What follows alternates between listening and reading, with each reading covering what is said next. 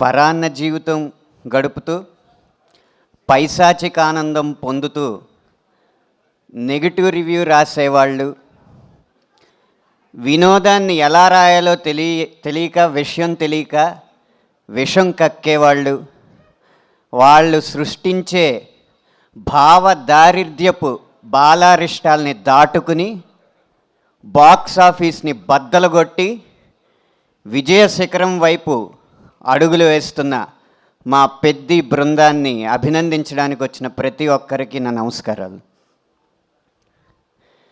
బుచ్చిబాబు గారు పెద్ది పాత్రని చిత్రీకరించి ఇస్తే ఆ శిల్పం ఎలా ఉండాలి అన్న దాన్ని జీర్ణించుకుని తనే రాయిగా,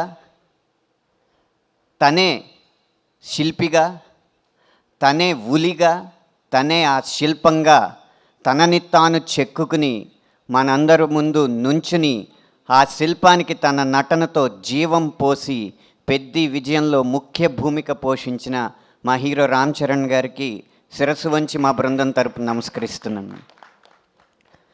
శరీరం అంత రాయిలా ఉన్నా ఆయన మనసు మాత్రం వెన్న. అందుకే ఉలికిపడి ఊగాల అన్న పాట, మస్సా మస్సా పాట రాసిన వెంటనే ఆ రాతి శరీరంతో నన్ను హత్తుకుని ఆ మెత్తని మనసు యొక్క తీయదనాన్ని నాకు చెవి చూపించారు.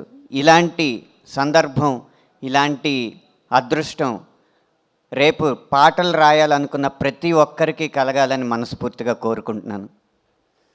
పెద్ది విజయం కొత్త కథల్ని, కత్తి లాంటి కథనాల్ని అందించే ప్రతి దర్శకుడికి స్ఫూర్తినిస్తుంది.